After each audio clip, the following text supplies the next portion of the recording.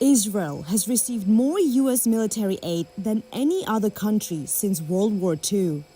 But the humanitarian crisis in Gaza is putting that assistance under heavy scrutiny and prompting calls for Washington to put conditions on the military funding it provides to Israel. Here's what we know about the level of U.S. support for Israel as it fights Hamas militants in Gaza. In 2016, the U.S. signed a record $38 billion agreement to provide Israel with military aid over a period of 10 years. $33 billion was for military equipment and $5 billion for missile defense systems. Israel became the first international operator of the F-35 Joint Strike Fighter, with plans for a fleet of 75 of the technologically advanced fighter jets.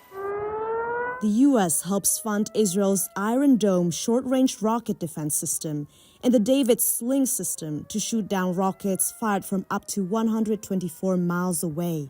A further $14 billion for Israel, proposed by President Joe Biden last year, is currently held up in Congress. We're going to make sure Iron Dome continues to guard the skies over Israel.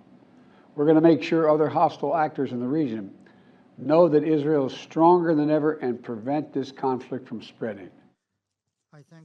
The United States has long used its veto power on the UN Security Council to block resolutions seen as critical of Israel. Earlier during the war, it vetoed calls for an immediate ceasefire in Gaza.